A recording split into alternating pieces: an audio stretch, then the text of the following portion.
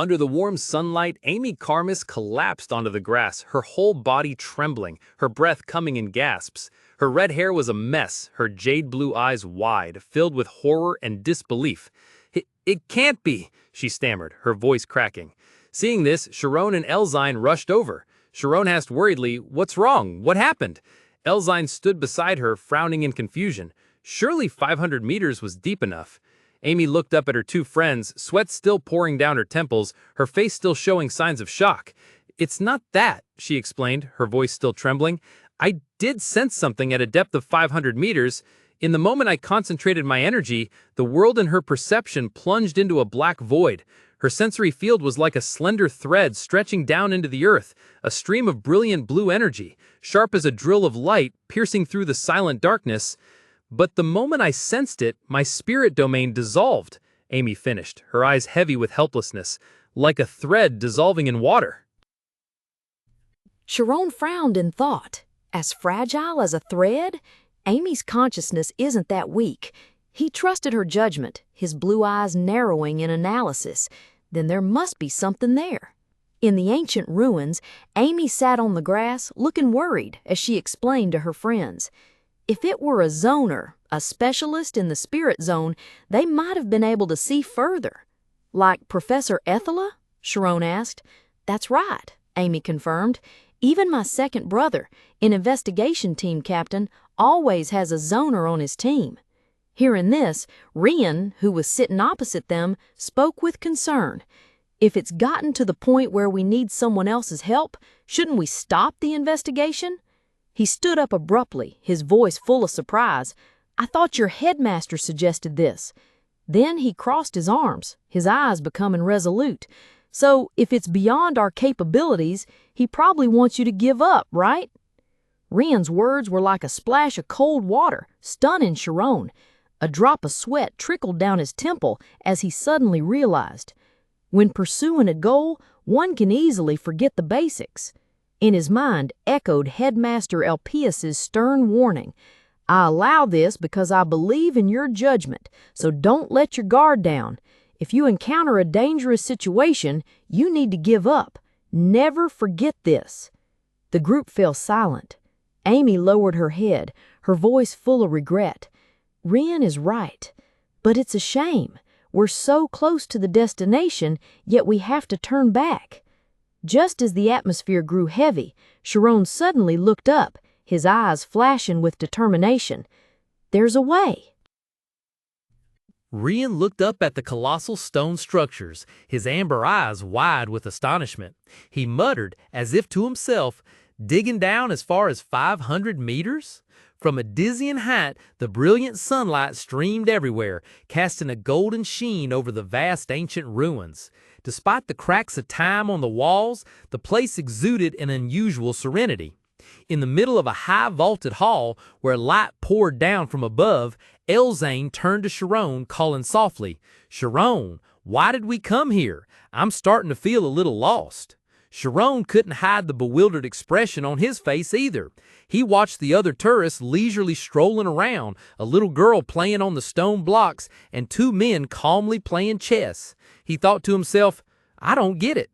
The headmaster was certain that just by coming here, I would know immediately, but I don't see anything special at all. These ruins from thousands of years ago, what do they have to do with Miro?" Amidst the ancient atmosphere of the ruins, the group was engaged in a lively debate. Ryan enthusiastically suggested, "How about we try digging? Who knows, Miro might appear." Amy immediately dismissed the idea with a serious expression. "We need to use the spirit realm." Shirone calmly offered a different suggestion. "Why don't we try asking the local people here?" Hearing this, Amy seemed doubtful, crossing her arms and frowning. "We can't learn anything from the locals who work in tourism. If we want to talk to real natives, we'd probably need a translator." Ignored, Ryan angrily shouted, "Why are you ignoring me?" Just then, Elzane suddenly spoke, drawing everyone's attention. "I have a good idea. Want to hear it?" "Really? What is it?" Shirone asked curiously. Ryan, still sulking, muttered, If it's digging, I already thought of it. Elzane gave a knowing smile. While you guys were busy admiring the ruins, I was keeping an eye on something else. Her eyes sharpened. People. She continued sternly, her voice full of conviction. Look closely. Among those tourists. Amidst the bustling crowd, some paid no attention to the scenery or ancient ruins. Their eyes were sharp, their figures sturdy, exuding a distinct aura. These were people who lived by the sword. Elzine stated firmly, they are mercenaries. Sure enough, following her lead, the group arrived at a lively tavern located in a bustling neighborhood. The interior was noisy and boisterous, filled with seasoned warriors gathered together. Shirone glanced around, unable to hide the surprise and admiration in his eyes.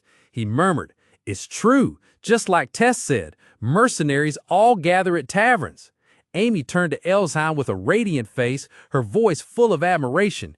"You're amazing, Tess. I heard the Elzine family has excellent scouting skills." Hearing her friend's praise, Elzine only chuckled modestly. "I'm still a rookie." While her friends were chatting, Ryan seemed oblivious to his surroundings, engrossed in enjoying his meal, his greatsword leaning silently against the table. In the noisy restaurant, Shirone quietly ate, his mind seemingly wandering far away. Suddenly, the lively chatter from a nearby table broke through his thoughts.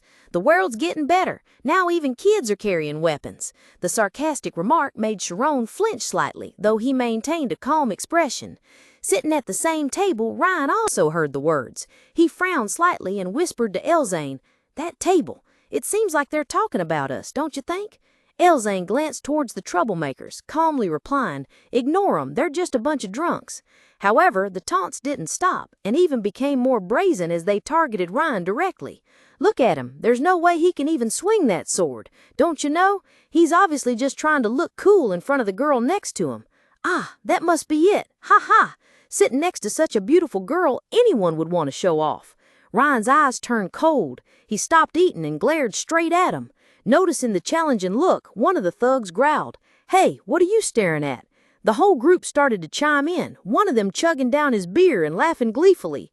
The ringleader smirked, uttering a threat. "I'm in a bad mood. How about we spill some blood for fun?" Seeing that Ryan wasn't backing down, they shifted their target to the silent Shirone. "Poof! It's fun to tease the kids. That blind kid is just pretending he can't hear us. Hey, you hear me, right? Turn around and look at us, huh?" Hearing the insults directed at his friend, Ryan couldn't take it anymore.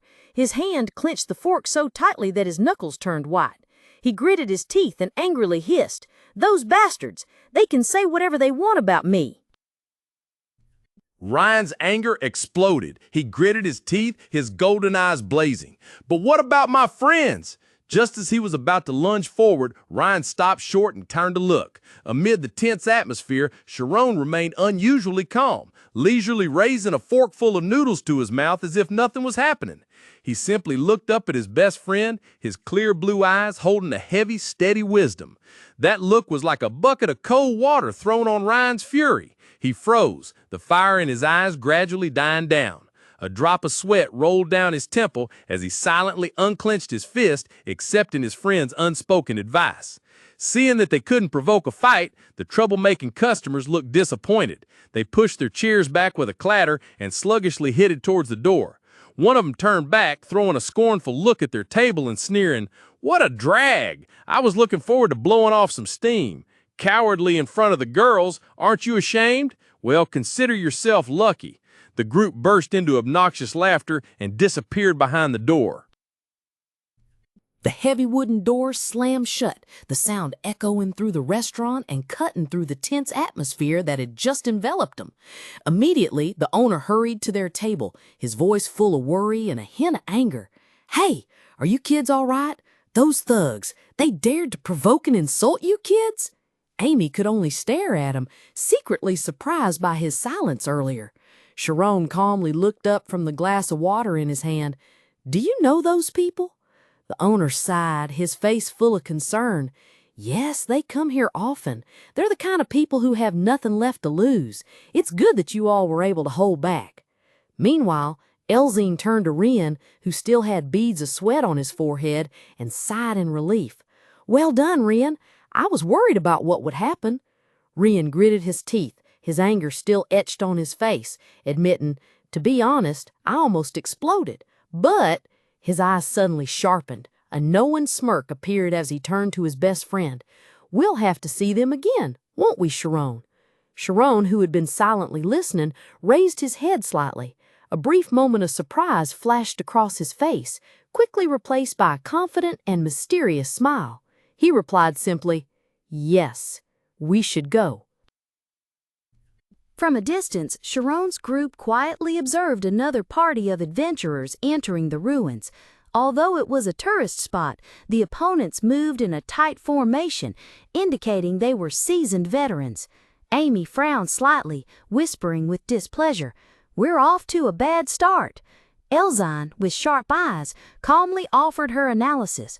"Archers usually have sensory diagrams. If we just barge in, we'll definitely be counterattacked immediately. It looks like that man is the captain. His sword is a famous brand, though not a limited edition." However, Amy's attention was drawn to a figure cloaked in red within the other group. She muttered, "That woman, she has no weapons or equipment. There's no sign that she fights hand to hand either." Shirone, who had been silently observing, finally spoke, his gaze pensive and deep. "Yes, that person." The group stood on a crumbling stone wall, gazing into the distance where an ancient city stood gloriously in the vibrant sunset. Shirone continued, his voice resolute, "She is a mage. If a group with a mage is also here, then there must be something special about these historical ruins." Before them stood an ancient stone structure, stained by the ravages of time. Two burly guards, arms crossed, stood blocking the large gate, their faces cold. In front of them, visitors were trying to persuade them to let them in. One of the two guards, with strange red tattoos on his arm, glanced at the crowd with an impatient look. Then, with a look, he signaled to the other guard to pull the lever to open the massive gate. Clang! A dry mechanical sound rang out, followed by a ground-shaking rumbling. The heavy stone gate was slowly raised, revealing a pitch-black void. Everyone was stunned. Inside was not a room, but a long, winding staircase leading deep into the earth, lit on either side by flickering torches. While the mercenary group was still in shock, another group suddenly appeared from behind, cheering excitedly and attempting to rush inside. "Please wait a moment!" The loud call startled the mercenary group, who turned around to see what was happening. That's Shirone, beaming and raising a hand high, his face bright with excitement. Behind him, Ryan and Amy looked more hesitant. "We're going in too," Shirone cheerfully announced. Their unexpected appearance stunned the group of people standing in front of the ruins entrance. One of them exclaimed in surprise, "Those kids, they're the ones from the tavern earlier. Why did they follow us all the way here?" Ignoring the hostile expressions of the group, Shirone, Ryan, and Amy panted as they ran up the stone steps. Shirone, still with his innocent demeanor, asked, "Sir, is it okay if we go in there?" Shirone's question was like adding fuel to the fire. The man who seemed to be the leader roared angrily, swinging his large sword, its sharp blade pointing directly at him. "Do you want to die? Get lost!" However, when the blade was only a few inches from Shirone's neck, it suddenly stopped. The leader froze, cold sweat breaking out on his forehead as he realized something was wrong. What is..." he muttered, not believing his eyes. In stark contrast to the panic he expected, Shirone only looked up, a gentle, confident smile blooming on his lips. His blue eyes showed no fear, but rather a frighteningly calm demeanor. The other members standing behind were also speechless. An image from the tavern flashed in one of their minds. Wasn't he the cowardly kid from earlier? The stark contrast between the past and present made them tremble. Sensing that something was wrong, another quickly whispered in the leader's ear with a worried expression, "Boss, I think we should just ignore them." The air in the tavern grew tense. Two natives with fiery red tattoos and elaborately braided hair were trying to maintain their composure under hostile stares. One of the nearby patrons whispered, "They say if we fight in here, they won't let anyone in." A mercenary's patience had worn thin. His face contorted with rage, he growled through gritted teeth, "These bastards!" Shirone remained silently observant, his expression cold. His face was completely calm. His clear blue eyes flashed with a cold light, seemingly unaffected by the surrounding chaos.